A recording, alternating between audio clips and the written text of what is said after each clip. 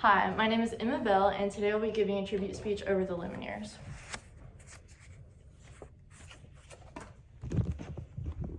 One, 2, 3, 4, 5.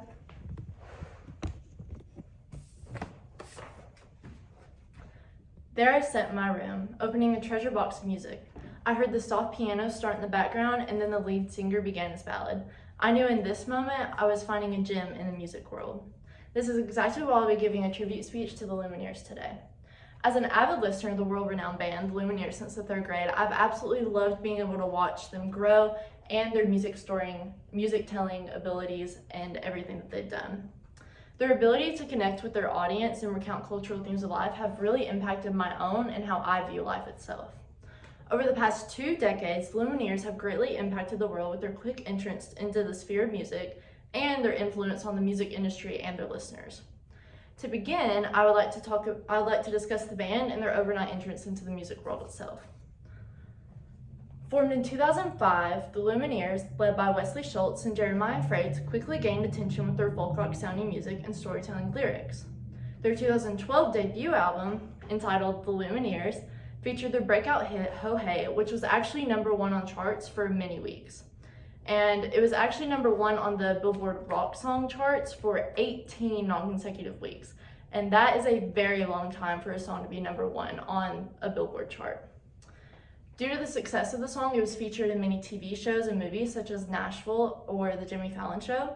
And their success really increased their popularity around the world, leading to fan bases all across the globe.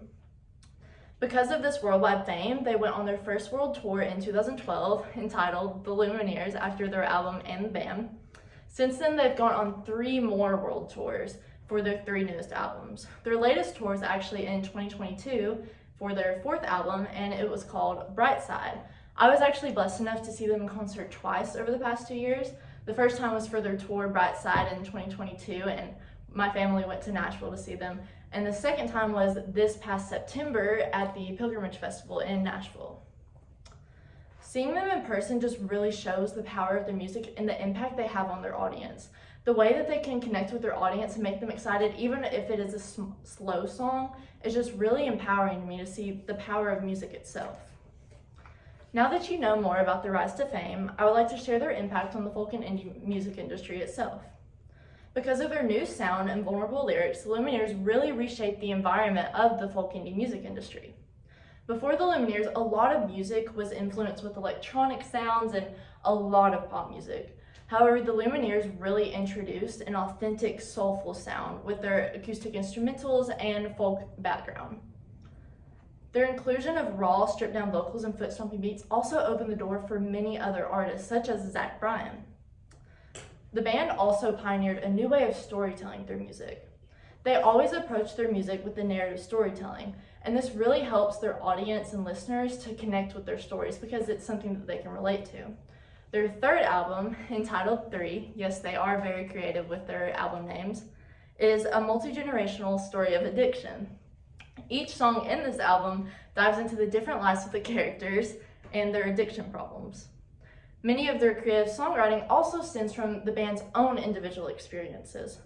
Charlie Boy, a song on their 2nd album, is about Schultz, the main singer, and his uncle who was killed in the Vietnam War. The opening line explains, "Charlie Boy, don't go to war, first born in 44. Kennedy made him believe that he can do much more." And this is a very good introduction to the character itself because, as it says, he was born in 44, and this was the time during the Vietnam War when Kennedy was telling people to go fight. However, he was killed and never came back, and the story just really encapsulates the story of Schultz's uncle and how he never got to meet him, but how it's really influenced his life itself. To close, I would like to say that finding this hidden gem of music in a sea of indistinguishable music was life-changing for me. The Lumineers have such a distinct sound and such a different approach to life, and this is one that I believe is hard to find in mainstream music these days. From their quick jump into the sphere of music to their lifelong impact on their audience and the folk and music industry itself, the Lumineers have certainly left a legacy behind them. 1, 2, 3, 4, 5.